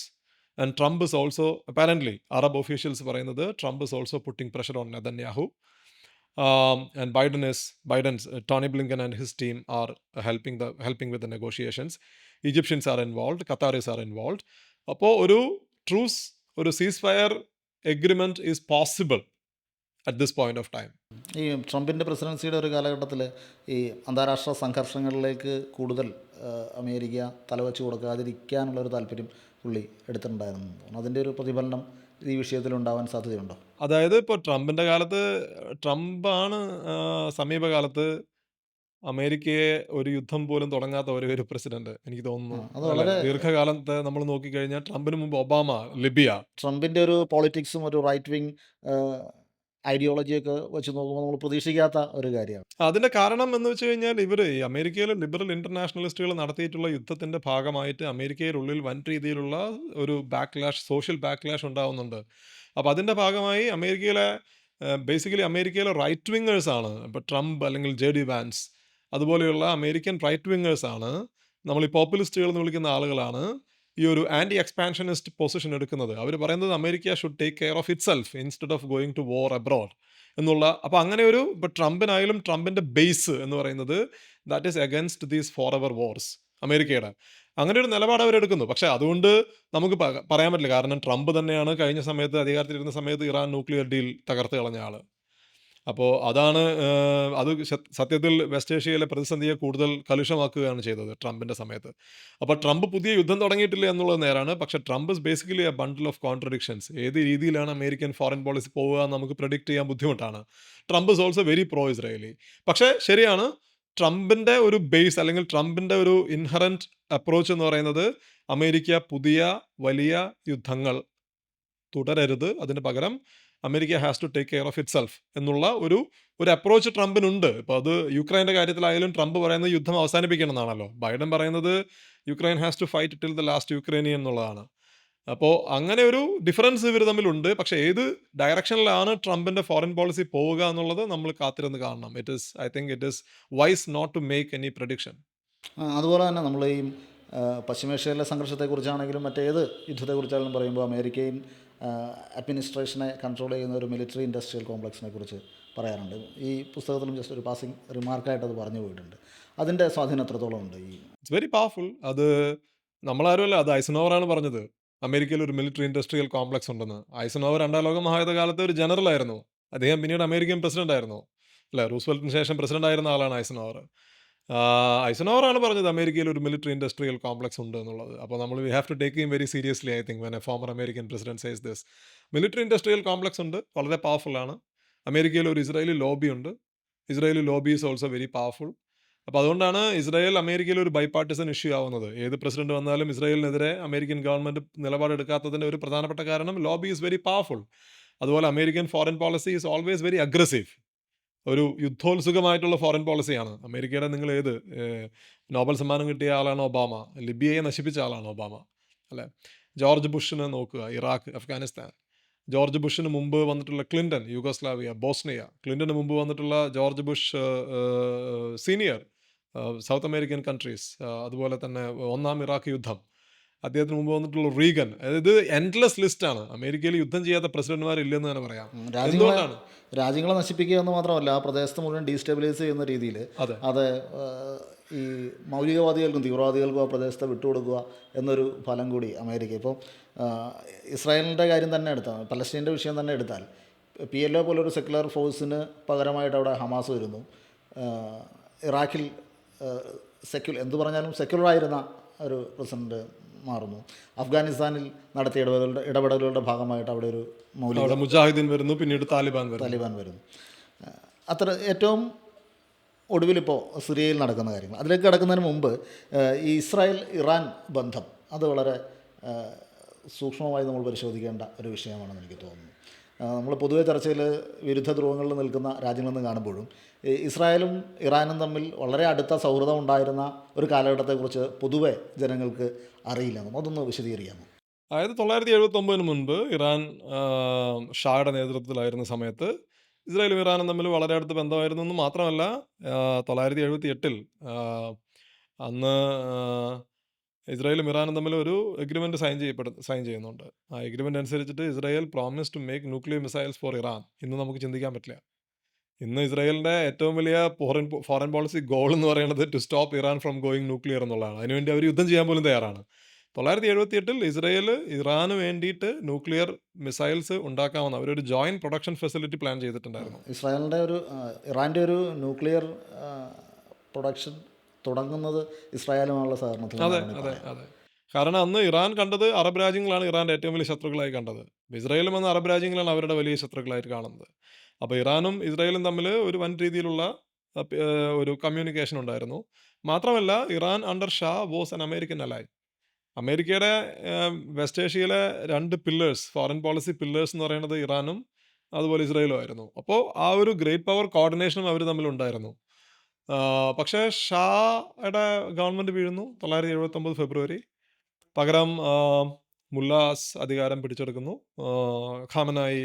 Khomeini അധികാരം പിടിച്ചെടുക്കുന്നു. ഖൊമേനിയുടെ നേതൃത്വത്തിലുള്ള ഇസ്ലാമിസ്റ്റുകൾ. അതിനുശേഷം ഇറാൻ വൻ രീതിയിലുള്ള ഒരു ചേൺ ഉണ്ടാവുന്നുണ്ട്. ഒന്ന് ഈ ഒരു ഇസ്ലാമിസ്റ്റ് ഐഡിയോളജി. ഇസ്ലാമിസ്റ്റ് ഐഡിയോളജി അമേരിക്കയ്ക്കും അതുപോലെ തന്നെ ഇസ്രായേലിനും എതിരാണ്. അപ്പോൾ ഖൊമേനി പാലസ്തീൻ അനുകൂലമായിട്ടുള്ള നിലപാടെടുക്കുന്നു. ലിബറേഷൻ ഓഫ് ജെറൂസലം ഖൊമേനിയുടെ ഫോറിൻ പോളിസി ഒബ്ജക്റ്റീവ്സിൽ ഒന്നായി മാറുന്നു. രണ്ട്, ഖൊമേനിയുടെ ഫോറിൻ പോളിസി വിഷൻ എന്ന് പറയുന്നത് ലാർജ്ലി ആൻറ്റി ഇമ്പീരിയലിസ്റ്റ് അല്ലേ? അപ്പോൾ അതിൻ്റെ ഒരു പ്രധാനപ്പെട്ട കാരണം Shah was an imperial stooge എന്നുള്ളതാണ്. ഒരു ആൻറ്റി ഷാ നെറേറ്റീവാണ് ഖൊമേനി അധികാരത്തിലേക്ക് കൊണ്ടുവരുന്നത്. അപ്പോൾ ഈ ഒരു രണ്ട് കാര്യം നമ്മൾ നോക്കിക്കഴിഞ്ഞാൽ Islamist content, anti imperialist content നോക്കിക്കഴിഞ്ഞാൽ ഇത് രണ്ടും ഇസ്രായേലിനെതിരാണ്, അമേരിക്കയ്ക്കെതിരാണ്. അപ്പം അങ്ങനെയാണ് ഇന്നത്തെ രീതിയിലുള്ള ഒരു strong anti Israel foreign policy Iran എടുക്കുന്നത്. അപ്പോൾ അത് പിന്നീട് ഒരു പുതിയ സ്ട്രക്ചേഴ്സ് രൂപപ്പെടുന്നു. ഹിസ്ബുള്ള, ഇറാൻ ഹിസ്ബുള്ളയെ ഉണ്ടാക്കുന്നു. ഹിസ്ബുള്ള അത് വളരെ കൗതുകകരമായ കാര്യമായിരിക്കും. നേരിട്ട് ഇസ്രായേലിൻ്റെയോ അമേരിക്കയുടെയോ ഒരു മൈറ്റിനോട് എതിർത്ത് നിൽക്കാൻ കഴിയുന്ന ഒരു രാജ്യമല്ല ഇറാൻ. പക്ഷേ വളരെ സ്ട്രാറ്റജിക് ആയിട്ടുള്ള ചില പ്ലാനിങ്ങുകളിലൂടെ അവരൊരു ഒരു നീരാളി പോലെ ഈ പ്രദേശത്തെ മൊത്തം സ്വാധീനിക്കാൻ കഴിയുന്ന രീതിയിൽ അവർ വളർന്നു എന്നുള്ളതാണ്. അതെങ്ങനെയാണ് സാധിച്ചത്? അത് ഇറാൻ 1980-കൾ മുതൽ തന്നെ ഇറാൻ അറിയാം. അതായത് അവർക്ക് കൺവെൻഷണൽ ഫോഴ്സസിൽ അവർക്ക് ഒരുപാട് ഡെഫിസിറ്റ്സ് ഉണ്ട്, ഒരുപാട് പോരായ്മകളുണ്ട്. കാരണം റവല്യൂഷൻ നടന്ന ഒരു സ്ഥലമാണ്. 980-ൽ ഇറാനെ ആക്രമിക്കുന്നു. ഇറാനെ ആക്രമിക്കുന്നത് അമേരിക്കയുടെയും അറബ് രാജ്യങ്ങളുടെയും ഒക്കെ ഒത്താശയോട് കൂടിയിട്ടാണ്. അവർക്ക് വേണ്ടിയാണ് basically. Because Iraq thought that they can pull down the Mullas. അത് കൗണ്ടർ പ്രൊഡക്റ്റീവ് ആയിരുന്നു. ഖുമൈനി കൂടുതൽ അധികാരം ശക്തിപ്പെടുത്തുകയാണ് ഇറാനിലുണ്ടായത്. അപ്പോൾ അവരുടെ കൺവെൻഷണൽ പോരായ്മകൾ അവർക്കറിയാം. ആ കൺവെൻഷണൽ പോരായ്മകൾ അവർ മറികടക്കുന്നത് ഈ ഒരു ആക്സിസ് ഓഫ് റെസിസ്റ്റൻസ് ബിൽഡ് ചെയ്തിട്ടാണ്. 982-ൽ ഹിസ്ബുള്ളയെ സ്ഥാപിക്കുന്നുണ്ട്. 82-ൽ ഇസ്രായേൽ ലെബനോനെ ആക്രമിച്ച ഒരു കോണ്ടെക്സ്റ്റിലാണ് ഹിസ്ബുള്ള ഉണ്ടാക്കുന്നത്. അത് ഇറാനിൽ അത് വളരെ പ്രധാനപ്പെട്ട ഒരു പങ്ക് വഹിച്ചിട്ടുണ്ട്. അതുപോലെ ഇറാഖിൽ സദാം ഹുസൈൻ്റെ സമയത്ത് Saddam Hussein was a Sunni, but Iraq is basically a Shia majority country. Iran is a Shia theocratic republic. അപ്പോൾ ഇറാഖിൽ അതുപോലെ തന്നെ ദാവ പാർട്ടി അല്ലെങ്കിൽ supreme council for Islamic revolution in Iraq, അങ്ങനെ പല സംഘടനകളെയും ഇറാൻ സപ്പോർട്ട് ചെയ്യുന്നുണ്ട്. ഇത് സദാം ഹുസൈൻ വീണതിന് ശേഷം ഇവരാണ് അവിടുത്തെ പവർഫുൾ ആയിട്ടുള്ള ആക്ടേഴ്സ് മാറുന്നത്. അത് that actually help Iran to extend its influence to Iraq. അതുപോലെ യമനിൽ ഹൂത്തി റിബല്യൻ വന്നതിന് ശേഷം ഹൂത്തികൾ ബേസിക്കലി സൈദി ഷിയകളാണ്. അപ്പോൾ അവരെ ഇറാൻ സപ്പോർട്ട് ചെയ്യുന്നുണ്ട്. അപ്പോൾ ഹൂത്തികൾ 2004-ൽ അവർ സന പിടിച്ചെടുക്കുന്നു. 2004 മുതൽ it's been 11 years the control Yemen's capital and its coast, red sea coast. അപ്പോൾ അവിടെ ഇറാൻ അവരെ സപ്പോർട്ട് ചെയ്യുന്നുണ്ട്, ഹൂത്തികളെ സപ്പോർട്ട് ചെയ്യുന്നുണ്ട്. അപ്പോൾ അങ്ങനെ Iran has built basically tentacles across the region. അപ്പോൾ അവർക്കറിയാം നേരിട്ട് ഉള്ള ഒരു യുദ്ധത്തിൽ അവർക്ക് ഒരുപാട് പരിമിതികളുണ്ട്. അവരുടെ കൺവെൻഷണൽ ഫോഴ്സസ് ലിമിറ്റഡ് ആണ്. ആ ഒരു ലിമിറ്റേഷൻസിനെ മറികടക്കാനായിട്ട് അവർ ചെയ്തത് ഒരു ആക്സസ് ഓഫ് റെസിസ്റ്റൻസ് വെസ്റ്റ് ഏഷ്യയിൽ ഉണ്ടാക്കുക എന്നുള്ളതാണ്. അത് എഫക്റ്റീവ് ആണ്. അതിൻ്റെതായിട്ടുള്ള പോരായ്മകളുണ്ട്, പക്ഷേ അതൊരു പരിധി വരെ എഫക്റ്റീവ് ആയിരുന്നു എന്ന് പറയാം. ഹിസ്ബുള്ള നമ്മൾ അതിനിടയിൽ പറയാൻ വിട്ടുപോയി. ഹിസ്ബുള്ളയുടെ ഒരു ഹിസ്ബുള്ള 82-ൽ ഇറാന്റെ നേതൃത്വത്തിൽ ഉണ്ടാക്കുന്നതാണ് ഹിസ്ബുള്ള. അതിനുശേഷം ഹിസ്ബുള്ള നമുക്കിന്ന് പറയാം ലോകത്തിലെ ഏറ്റവും പവർഫുൾ ആയിട്ടുള്ള നോൺ സ്റ്റേറ്റ് ആക്ടർ എന്ന് വിളിക്കാൻ വേണമെങ്കിൽ. ഈ ഒരു ഒക്ടോബർ 7 ഹമാസിൻ്റെ ആക്രമണത്തിന് ശേഷം ഹിസ്ബുള്ള എന്തുണ്ടായി, ഒരു സെക്കൻഡ് ഫ്രണ്ട് ഇസ്രായേലിനെതിരെ തുറക്കുകയുണ്ടായി, ഒരു ഇൻ സോളിഡാരിറ്റി വിത്ത് പാലസ്തീനിയൻസ്. അപ്പോൾ അതിനെ ചെറുക്കാനായിട്ടാണ് ഇസ്രായേൽ ഒക്ടോബർ മാസം ഒരു ഓപ്പൺ വാർ ഹിസ്ബുള്ളക്കെതിരെ തുടങ്ങുന്നത്. അപ്പോൾ അതിൽ Hezbollah lost its top leadership. ഉദാഹരണം, ഹസൻ നസ്രല്ലയെ ഇസ്രായേൽ കൊല്ലപ്പെടുത്തി. ഹസൻ നസ്രല്ല, ഫൗദ് ഷുക്കൂർ, അങ്ങനെ പല ഹിസ്ബുള്ളയുടെ ടോപ്പ് ലീഡർഷിപ്പിലുള്ള പലരെയും. പക്ഷേ ഇസ്രായേൽ ഹിസ്ബുള്ളക്കെതിരെ യുദ്ധം പ്രഖ്യാപിച്ചപ്പോൾ ഇസ്രായേലിൻ്റെ ഒരു പ്രധാനപ്പെട്ട ആവശ്യം എന്ന് പറയുന്നത്, പ്രധാനപ്പെട്ട ഒരു ഗോൾ എന്ന് പറയുന്നത്, first they said that they will crush Hezbollah. പിന്നെ ഈ നോർത്തേൺ ബോർഡറിൽ നിന്ന് ഇസ്രായേലിൻ്റെ നോർത്തേൺ ബോർഡറിൽ നിന്ന് ഡിസ്പ്ലേസ്ഡ് ആയിട്ടുള്ള 60,000 ഇസ്രായേലീസ് ഉണ്ടായിരുന്നു. അപ്പോൾ അവരെ തിരിച്ചു കൊണ്ടുവരിക. അപ്പോൾ ഞാൻ നോർത്തേൺ ബോർഡറിൽ കഴിഞ്ഞ ഏപ്രിലിൽ പോയിട്ടുണ്ട് യുദ്ധത്തിന് ശേഷം. അപ്പോൾ അവിടെ ഇസ്രായേൽ ഗവൺമെൻറ്റിനെതിരെ വൻ രീതിയിലുള്ള പ്രതിഷേധമാണുള്ളത്, പ്രത്യേകിച്ചും ഈ ഡിസ്പ്ലേസ്ഡ് ആയിട്ടുള്ള ആളുകളുടെ ഇടയിൽ. അവർക്ക് തിരിച്ച് പോകണം. അപ്പോൾ ഇസ്രായേലിൻ്റെ ഒരു ഒബ്ജക്റ്റീവ് ഹിസ്ബുള്ളയുമായിട്ടുള്ള യുദ്ധം തുടങ്ങിയതിന് ശേഷം നെതന്യാഹു പറഞ്ഞത് he will make sure that the refugees go back to their homes എന്നുള്ളതാണ്. പക്ഷെ അതുണ്ടായില്ലെന്ന് മാത്രമല്ല, Israel was also taking heavy casualties against Hezbollah. Okay, Hezbollah also suffered heavy losses. പക്ഷേ ഇസ്രായേലിൽ ഒരുപാട് ആളുകൾ ഡിസ്പ്ലേസ് ചെയ്യേണ്ട ഒരവസ്ഥയിലേക്ക് ഒക്കെ ഹിസ്ബുള്ളയുടെ ആക്രമണങ്ങൾ വന്നിട്ടുണ്ട്. കൂടുതൽ ആളുകൾ ഡിസ്പ്ലേസ്ഡ് ആവുകയാണ് ചെയ്തത്. അതുകൊണ്ടാണ് ഇസ്രായേൽ നവംബർ 27 ഒരു സീസ് ഫയർ, ഹിസ്ബുള്ളയുമായിട്ടുള്ളൊരു സീസ് ഫയറിന് അവർ ആക്സെപ്റ്റ് ചെയ്യുന്നത്. ആ സീസ് ഫയർ ഇസ്രായേൽ ആക്സെപ്റ്റ് ചെയ്യുമ്പോൾ ഇസ്രായേലിനെ തന്നെ ഡിക്ലെയർഡ് ഒബ്ജക്റ്റീവ്സ് പോലും ഇസ്രായേൽ മീറ്റ് ചെയ്തിട്ടില്ല. So which means the fight with Hezbollah was not that easy even for Israel എന്നുള്ളതാണ്. പിന്നെ നമ്മൾ ഈ പുസ്തകത്തിൽ പറയുമ്പോൾ സിറിയയിലെ അൽ അസദിൻ്റെ ഒരു സിവിൽ വാർ അദ്ദേഹം വിജയിക്കുന്ന ഒരു ഘട്ടത്തിലേക്ക് എത്തിയതെന്ന് പറഞ്ഞ് അവസാനിപ്പിക്കുകയാണ് പുസ്തകത്തിൽ. അതിനുശേഷമുണ്ടായ സംഭവവികാസങ്ങൾ ഈ വെസ്റ്റ് ഏഷ്യൻ പൊളിറ്റിക്സിനെ എങ്ങനെയാണ് മാറ്റാൻ പോകുന്നത്? സിറിയയിലെ developments it was pretty dramatic സത്യം പറഞ്ഞു കഴിഞ്ഞാൽ. അതായത് നവംബർ 27 ഹിസ്ബുള്ളയുമായിട്ടുള്ള സീസ് ഫയർ ഇസ്രായേൽ സൈൻ ചെയ്യുന്നത്. November 27 H T S Hayat Tahrir al Sham സിറിയയിൽ ഒഫൻസീവ് തുടങ്ങുന്നത്. നവംബർ 27 തുടങ്ങിയ ഒഫൻസീവ് 4 ദിവസത്തിനുള്ളിൽ അവർ ആലപ്പോ സിറ്റി പിടിച്ചെടുക്കുന്നു. 12 ദിവസത്തിനുള്ളിൽ അവർ ഡമാസ്കസിലെത്തുന്നു. അപ്പോൾ ഇറ്റ് വാസ് നമ്മളുടെ ഒരു കോമൺ സെൻസ് വെച്ച് നോക്കിക്കഴിഞ്ഞാൽ മനസ്സിലാക്കാൻ ബുദ്ധിമുട്ടുള്ള ഒരു കാര്യമാണിത്. അപ്പോൾ ഇതിനുള്ളിൽ എന്തൊക്കെയോ സംഭവിച്ചിട്ടുണ്ട്. അതിൻ്റെ ഡീറ്റെയിൽസ് വരാൻ ഒരുപക്ഷെ ഒരുപാട് നാൾ എടുക്കുമായിരിക്കാം. ഇറാൻ്റെയും റഷ്യയുടെയും ശക്തമായൊരു ഇൻവോൾവ്മെൻറ്റ് ഈ അസദ് ഭരണകൂടത്തിന് വേണ്ടി അവിടെ ഉണ്ടായിരുന്നു. കാരണം 2015-16 ഇറാൻ്റെയും റഷ്യയുടെയും പിന്തുണയോട് കൂടിയിട്ടാണ് അസദ് സിവിൽ വാറിനെ ടേൺ അറൗണ്ട് ചെയ്യുന്നത്. ആലപ്പോ പിടിച്ചെടുക്കുന്നു, ദാര, ക്വിനേത്ര, ഹാമ, ഹോംസ്, ഈ സിറ്റികളൊക്കെ പിടിച്ചെടുക്കുന്നത് അസദ് ഇവരുടെ പിന്തുണയോട് കൂടിയിട്ടാണ്. പക്ഷെ നേരെ തിരിച്ച് 12 ദിവസത്തിനുള്ളിലാണ് ഈ എച്ച് ടി എസ്, ഈ so-called rebels, H T S എന്ന് പറയുന്നത് പണ്ടത്തെ അൽഖയ്ദയാണ്. നേരത്തെ ചോദിച്ച ഹമാസിനെ എല്ലാവരും തീവ്രവാദ സംഘടനയാണെന്ന് പറയുന്നു. പക്ഷേ എച്ച് ടി എസിനെ പറ്റിയിട്ട് ആരും ബോധേഡല്ല. വിമോചന പോരാളികളാണ്. എച്ച് ടി എസിനെ പറ്റി ആരും ബോധേഡല്ല. ഒന്ന് ആലോചിച്ച് നോക്കണം. എച്ച് ടി എസിൽ തലവൻ ജോലാനിയുടെ പേര് വരെ ഇപ്പോൾ മാറ്റി. ഇപ്പം മിസ്റ്റർ ഷാര എന്നാണ് ഇപ്പോൾ വിളിക്കുന്നത് ആളുകളെ. മിസ്റ്റർ ഷാര, അഹമ്മദ് അൽ ഷാര ആയിരുന്നു അത്ര അദ്ദേഹത്തിന് ശരിക്കുള്ള പേര്. അപ്പോൾ അതുകൊണ്ട് ഇപ്പോൾ നമ്മളിപ്പോൾ ഇക്കോണമിസ്റ്റും ന്യൂയോർക്ക് ടൈംസും വായിച്ചു കഴിഞ്ഞാൽ അയാൾ മിസ്റ്റർ ഷാര ആണ്, ജോലാനി എന്ന് പറയുന്നില്ല. അതാണ് പറയുന്നത്. ജോലാനിയുടെ തലയ്ക്ക് 10 മില്യൺ ഇതുണ്ടായിരുന്നു, എന്താണ് നമ്മൾ പറയുക, വിലയിട്ടിരുന്നു അമേരിക്കൻ സ്റ്റേറ്റ് ഡിപ്പാർട്ട്മെൻറ്റ്. 11 ദിവസത്തിനുള്ളിൽ ഡമാസ്കസ് ജോലാനി പിടിച്ചെടുത്ത് 11 ദിവസത്തിനുള്ളിൽ state department dropped it. It took just 11 days. അപ്പോൾ what does all this suggest? See, I don't like conspiracy theories. IRലെ ഒരു പ്രശ്നം എന്ന് വെച്ച് കഴിഞ്ഞാൽ നമ്മൾ ഒത്തിരി കോൺസ്പിറസി തിയറീസ് അതിൻ്റെ ഒരു വിളനിലമാണ്. We have to stay clear of that to get a real sense of what is happening in the region.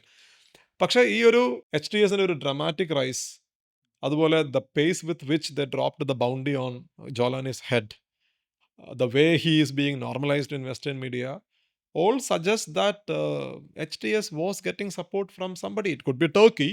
I mean, Turkey ഒരു പരിധി വരെ സപ്പോർട്ട് ചെയ്യുന്നുണ്ടെന്നുള്ള രഹസ്യമല്ല. എച്ച് ടി എസ് ഉപയോഗിക്കുന്ന കറൻസി ടർക്കിഷ് ലിറ ആണ്, സിറിയൻ പൗണ്ട് അല്ല. അപ്പോൾ H T S control ചെയ്യുന്ന ഇദ്ലിബ് എന്ന് പറഞ്ഞ റീജിയനിലേക്ക് ഇലക്ട്രിസിറ്റി, ഫ്യൂവൽ ഇതൊക്കെ കൊടുക്കുന്നത് ടർക്കിയാണ്. So Turkey is supporting H T S. അത് മിലിറ്ററി ലെവലിൽ സപ്പോർട്ട് ചെയ്യുന്നുണ്ടായിരിക്കാം, നമുക്കറിഞ്ഞൂടാ. ഞാൻ പറയുന്നത് ഒരു എക്സ്റ്റേണൽ സപ്പോർട്ട് കിട്ടാതെ എച്ച് ടി എസിന് ഇതുപോലെയുള്ള ഡ്രമാറ്റിക് ഇംപ്രൂവ്മെൻ്റ് ഉണ്ടാക്കാൻ പറ്റില്ല. ഇനി ഇസ്രായേൽ കഴിഞ്ഞ ഏതാനും വർഷങ്ങളായിട്ട് സിറിയയിൽ ബോംബിംഗ് ഓപ്പറേഷൻസ് ക്യാരി ഔട്ട് ചെയ്യുന്നുണ്ട്. Israel has carried out thousands of air strikes in Syria. Not even once they targeted HTS. That is also a fact. I'm not saying Israel supported HTS, but I am saying Israel's actions in Syria clearly supported HTS's advances. ഇപ്പം അഫ്ഗാനിസ്ഥാനിൽ സംഭവിച്ചതുമായിട്ട് എന്തെങ്കിലും ഒരു parallel ഇതിനുണ്ട്? ഇപ്പോൾ bin ലാദനെ വിമോചന പോരാളിയായിട്ട് ചിത്രീകരിച്ച western മീഡിയയുടെ. അതെ.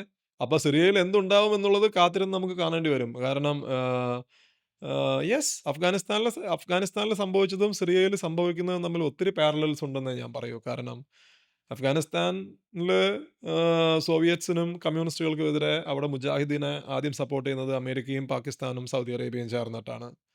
മുജാഹിദീൻ അധികാരത്തിൽ വന്നപ്പോൾ മുജാഹിദീനെ റീഗൻ ഓവൽ ഓഫീസിൽ വെൽക്കം ചെയ്തിട്ട് മുജാഹിദീനെ അമേരിക്കയുടെ ഫൗണ്ടിങ് ഫാദേഴ്സായിട്ട് കമ്പയർ ചെയ്തിട്ടുണ്ട്. ആ ഫോട്ടോ ഇപ്പോഴും അവൈലബിൾ ആണ്. ഓപ്പറേഷൻ സൈക്ലോൺ എന്നാണ് വിളിക്കുക. അപ്പോൾ ആ മുജാഹിദീൻ, അതുപോലെ റീഗന് മുൻപ് കാർട്ടർ, അദ്ദേഹം ഇപ്പം അടുത്ത് മരിച്ച ആളാണ്, ഈ മുജാഹിദിനെ സപ്പോർട്ട് ചെയ്യാന്നുള്ള പോളിസി ഇൻട്രൊഡ്യൂസ് ചെയ്യുന്നത് കാർട്ടറാണ്. കാർട്ടറുടെ നാഷണൽ സെക്യൂരിറ്റി അഡ്വൈസർ ബ്രിസിൻസ്കി മുജാഹിദീൻ പാകിസ്ഥാനിൽ പോയിട്ട് മുജാഹിദിനെ കണ്ടിട്ട് അവരോട് പറയുന്നുണ്ട്, ആ കാണുന്ന മോസ്കുകൾ നിങ്ങളുടേതാണ്, അത് നിങ്ങൾ ലിബറേറ്റ് ചെയ്യണം, ഈ ഗോഡ്ലെസ് കമ്മ്യൂണിസ്റ്റുകളുടെ കയ്യിൽ നിന്ന് അത് ലിബറേറ്റ് ചെയ്യണമെന്നുള്ളതാണ് ബ്രസസിൻസ്കി പറയുന്നത് മുജാഹിദിൻ്റെ അടുത്ത്. അപ്പോൾ അതുപോലെ ആ വീഡിയോ യൂട്യൂബിൽ ഇപ്പോഴും അവൈലബിൾ ആണ്. You have to liberate those belong to you എന്നുള്ളത്. അപ്പോൾ അതുപോലെ അമേരിക്ക മുജാഹിദിനെ സപ്പോർട്ട് ചെയ്യുന്നു. മുജാഹിദിന് അധികാരം പിടിച്ചെടുത്തതിന് ശേഷം അതിനെല്ലാവരും ലിബറേഷൻ എന്നാണ് വെൽക്കം ചെയ്തത് അല്ലേ. എന്നിട്ട് എന്തുണ്ടായി? മുജാഹിദ് 4 വർഷം തികച്ച് ഭരിച്ചില്ല. താലിബാൻ വന്നു. താലിബാന് ശേഷം എന്തുണ്ടായി എന്നുള്ളത് നമുക്കറിയാം. അപ്പോൾ അതുപോലെ സിറിയയിൽ HTS അല്ലെങ്കിൽ ജോലാനി എന്ന് പറയുന്ന ആള് HTS വരുന്നത് എവിടെ നിന്നാണ് എന്ന് നമ്മൾ നോക്കിക്കഴിഞ്ഞാൽ HTS അൽ ഖൈദയുടെ ഒരു സ്പിൻ ഓഫ് ആണ്. അവർ ബേസിക്കലി ട്രാൻസ്നാഷണൽ ജിഹാദിസ്റ്റുകളാണ്. അവരാണ് ഇപ്പോൾ ഡമാസ്കസ് പിടിച്ചെടുത്തിരിക്കുന്നത്. ഇത് എവിടെ ചെന്നെത്തും എന്നുള്ളത് നമ്മൾ കാത്തിരുന്ന് കാണണം. Yes, there are a lot of parallels between Afghanistan and Syria. ഇനി ഇന്ത്യൻ പോളിസിയിലുണ്ടായ ഒരു മാറ്റം കൂടി പറഞ്ഞുകൊണ്ട് നമുക്കിത് വൈൻഡപ്പ് ചെയ്യാമെന്ന് എനിക്ക് തോന്നുന്നു. Indian policy has evolved. അപ്പോൾ ഞാനത് മുൻപേ പറയുന്ന ഒരു കാര്യം, ഇന്ത്യൻ പോളിസിയിൽ ചേഞ്ചസ് ഉണ്ട്, കണ്ടിന്യൂറ്റി ഉണ്ട്. കാരണം പലരും പറയും ഇന്ത്യ മൊത്തം പാലസ്റ്റൈൻ ഇഷ്യൂ കൈവെടിഞ്ഞു എന്ന് പറയുന്ന ആളുകളുണ്ട്. അത് ശരിയല്ല. ഇന്ത്യ മൊത്തം ഇസ്രായേലിൻ്റെ ഒരു സഖ്യകക്ഷിയായി മാറി എന്ന് പറയുന്ന ആളുകളുണ്ട്. അത് വാസ്തവവിരുദ്ധമാണ്. പക്ഷെ നേരെ തിരിച്ച് India is not supporting Palestine the way it supported എന്നുള്ളത് ഒരു യാഥാർത്ഥ്യമാണ്. ഒരു കാലത്ത് ഇന്ത്യ പാലസ്റ്റൈൻ ഇഷ്യൂവിനെ ചാമ്പ്യൻ ചെയ്തിരുന്ന ഒരാളാണ്. ആ രീതിയിലുള്ള ഒരു നിലപാട് നമ്മളിന്ന് എടുക്കുന്നില്ല. ആ നിലപാട് നമുക്ക് ഗ്രാജുവൽ ചേഞ്ചസ് നമുക്ക് കാണാം. ഉദാഹരണത്തിന് 1990കളിലാണ് നമ്മൾ ഇന്ത്യ ഇസ്രായേലിനെ പൂർണ്ണമായും ഇസ്രായേലുമായി നയതന്ത്ര ബന്ധം സ്ഥാപിക്കുന്നത്. അതിനു മുൻപ് India had recognised Israel, but we hadn't established full diplomatic relationship. അത് പ്രൈം മിനിസ്റ്റർ റാവു ആണ് ചെയ്യുന്നത്. അപ്പോൾ അതിനുശേഷം ഒരു ടിൽറ്റ് ഇന്ത്യയുടെ പോളിസിയിലുണ്ട്. ഇസ്രായേലിന് അനുകൂലമായിട്ടുള്ളൊരു ടിൽറ്റ് അന്ന് മുതലുണ്ട്. പക്ഷേ ഇന്ത്യയുടെ ഒഫീഷ്യൽ നിലപാട് എന്ന് പറയുന്നത് 2015 വരെ ഇന്ത്യയുടെ ഒഫീഷ്യൽ നിലപാട് എന്ന് പറയുന്നത് India supports the creation of N independent Palestinian state based on the 1967 border with east Jerusalem being it's capital എന്നുള്ളതാണ് ഇന്ത്യയുടെ ഒഫീഷ്യൽ നിലപാട് 2015 വരെ. 2015 ശേഷം ഇന്ത്യയുടെ നിലപാട് നമ്മൾ നോക്കിക്കഴിഞ്ഞാൽ ഇന്ത്യ പറയുന്നത് India supports the creation of A Palestinian state. We don't talk about the border. We don't talk about the capital. And then we don't talk about a final settlement at all. We just say that we support two-state solution. We support a just solution. We support the creation of a Palestinian state. എന്നുള്ള രീതിയിലേക്ക് ഇന്ത്യയുടെ position മാറുന്നുണ്ട്. ഈ പൊസിഷനാണ് India more or less എടുത്തിട്ടുള്ളത്. ഇപ്പോൾ October 7 അറ്റാക്കിന് ശേഷം നമ്മൾ നോക്കിക്കഴിഞ്ഞാൽ നമുക്ക് കാണാം, immediately after that the prime minister had tweeted. Prime minister പറഞ്ഞത് എന്താണ്? ഇന്ത്യ ശക്തമായി ഈ ഒരു ഭീകരാക്രമണത്തെ അപലപിക്കുന്നു. ഇന്ത്യ ഈസ് വിത്ത് ഇസ്രായേൽ എന്ന് പറഞ്ഞിട്ടാണ് അദ്ദേഹം ട്വീറ്റ് ചെയ്തത്. അത് ഇന്ത്യയുടെ നിലപാടിൽ മാറ്റം വരുന്നുണ്ടോ എന്നുള്ള അഭ്യൂഹങ്ങൾ ഉണ്ടാക്കിയിരുന്നു. ഇന്ത്യയുടെ ഒരു ട്രഡീഷണൽ നിലപാടിൽ ഒരു പാരഡൈം ഷിഫ്റ്റ് വരുന്നോ എന്നുള്ള അഭ്യൂഹങ്ങൾ വന്നിരുന്നു. പക്ഷെ നേരെ തിരിച്ച് ഏതാനും ദിവസങ്ങൾക്കുള്ളിൽ MEAയുടെ ഒരു സ്റ്റേറ്റ്മെൻറ്റ് വന്നത് India supports the 2-state solution എന്ന് പറഞ്ഞിട്ടാണ്. India condemns the terror attack, but India supports the 2-state solution എന്ന് പറഞ്ഞിട്ടുള്ള നിലപാടാണ് വന്നിട്ടുള്ളത്. അതിനുശേഷം നമ്മൾ ഇന്ത്യയുടെ വോട്ടിംഗ് റെക്കോർഡ് നോക്കുക. നമുക്ക് ഇപ്പോൾ ഐക്യരാഷ്ട്രസഭയുടെ ജനറൽ അസംബ്ലിയിൽ എനിക്ക് തോന്നുന്നു 6 വോട്ടിംഗ് പാലസ്റ്റൈൻ ഇഷ്യൂവിനെ പറ്റി നടന്നിട്ടുണ്ട് ഒക്ടോബർ 7 ശേഷം. ഇത് 4ലും, അതായത് ആദ്യത്തേതിൽ ഇന്ത്യ അബ്സ്റ്റൈൻ ചെയ്താണ് ചെയ്തത്. അബ്സ്റ്റൈൻ ചെയ്യാനുള്ള കാരണം ഇന്ത്യ പറഞ്ഞത് first resolution which call for a ceasefire in Gaza that did not condemn the terror attack എന്ന് പറഞ്ഞിട്ടാണ് ഇന്ത്യ അബ്സ്റ്റൈൻ ചെയ്തത്. അതിനുശേഷം 4 വോട്ടിംഗ് നടന്നിട്ടുണ്ട്. അതിൽ ഒരെണ്ണം one was condemning Israel's settlements in the West Bank. India voted in favor of it. വേറെ ഒരെണ്ണം that supported the Palestinian right to self-determination. India voted in favor of it. മൂന്നാമത് ഒരെണ്ണം that condemned Israel's continuing occupation of Syria's Golan Heights and asking Israel to withdraw from the Golan. India voted in favor of it. നാലാമത്തേത് it called for an immediate ceasefire in Gaza. India voted in favor of it. അതിനുശേഷം recently there was another resolution that also called for an immediate ceasefire in Gaza, which also India supported. So largely if you look at India's voting record, India abstained from one, and then India supported all resolutions that were overtly critical of Israel and that supported the Palestinian cause. ഇതാണ് ഇന്ത്യയുടെ voting record പറയുന്നത്.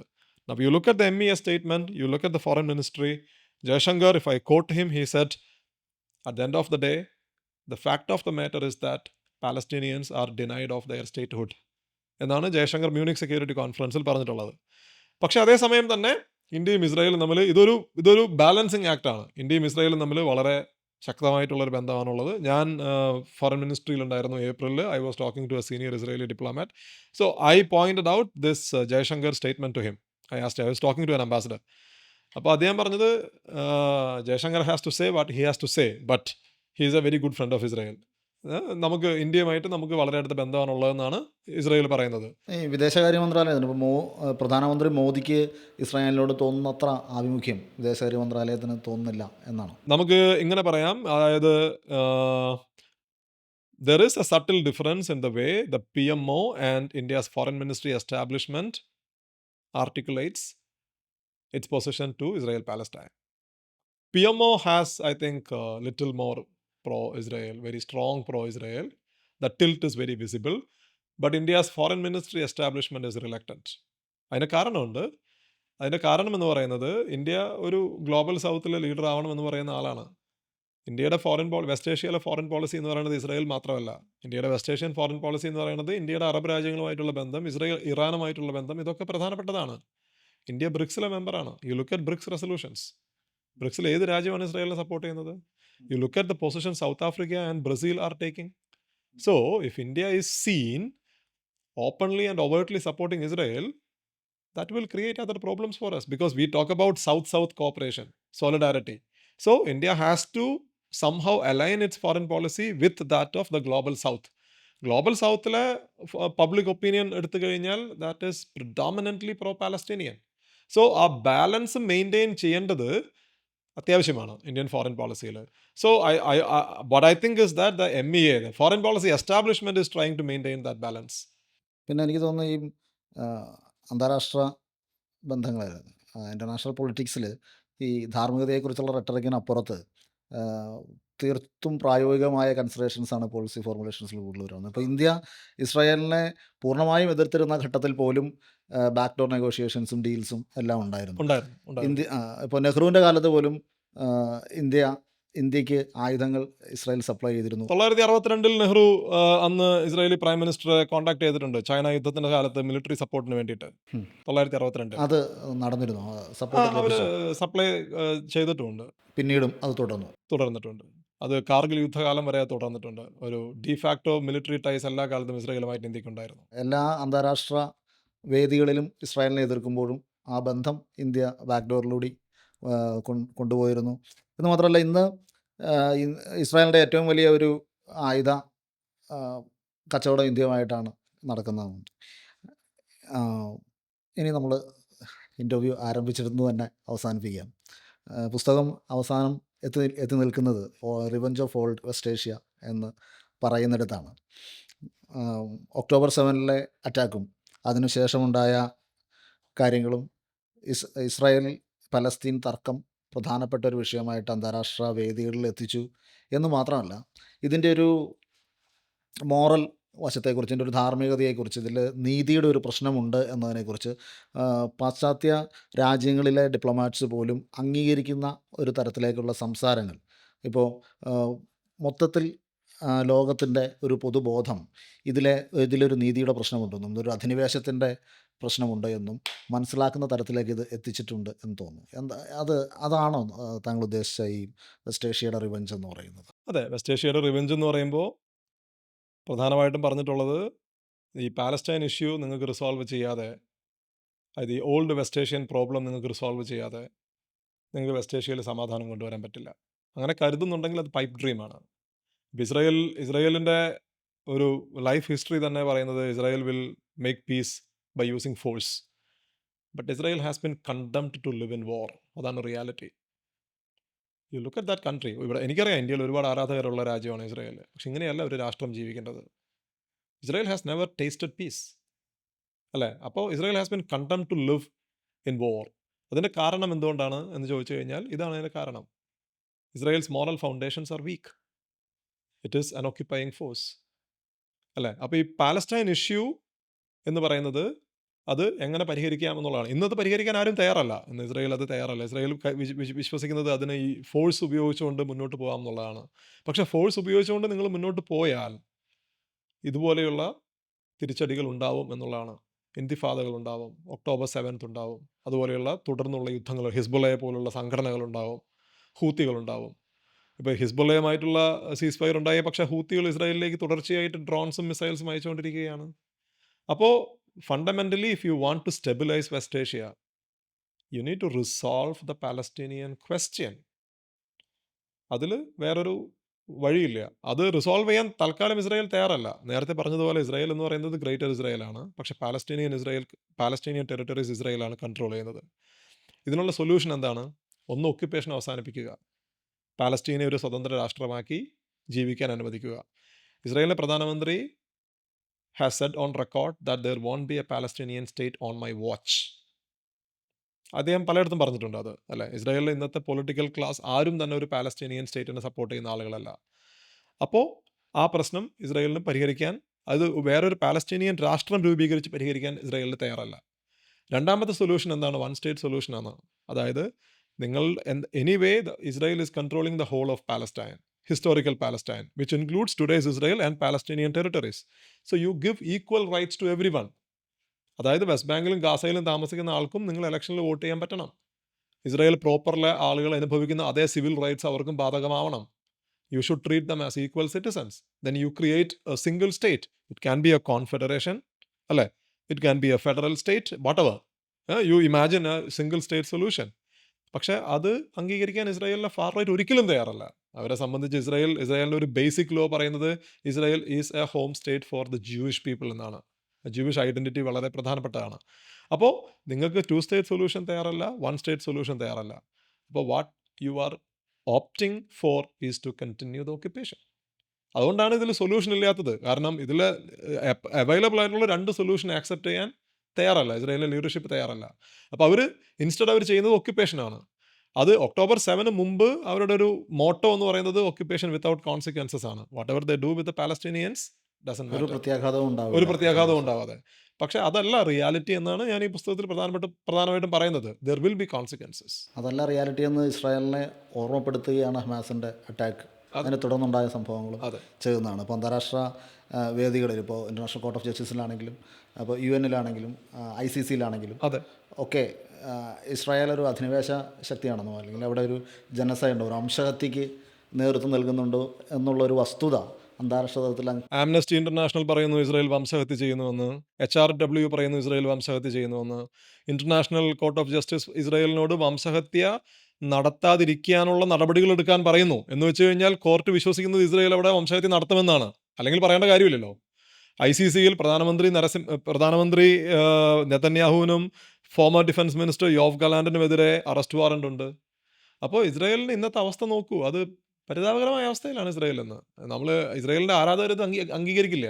പക്ഷേ യാഥാർത്ഥ്യം തിരിച്ചും different ആണ്. നമുക്ക് അവസാനിപ്പിക്കാം. താങ്കളുടെ ഈ ഇത്ര നാളത്തെ അന്താരാഷ്ട്ര രാഷ്ട്രീയ നിരീക്ഷകൻ എന്ന നിലയിൽ, ഇന്ത്യയിലെ ഏറ്റവും പ്രധാനപ്പെട്ട ഒരു പത്രത്തിൻ്റെ ഇൻ്റർനാഷണൽ അഫയേഴ്സ് എഡിറ്റർ എന്ന നിലയിൽ, ഇസ്രായേൽ പലസ്തീൻ പ്രശ്നത്തിന് അല്ലെങ്കിൽ പശ്ചിമേഷ്യയിൽ വീണ്ടും സമാധാനം കൊണ്ടുവരുന്നതിനുള്ള എന്തെങ്കിലും സാധ്യതകൾ കാണുന്നുണ്ടോ?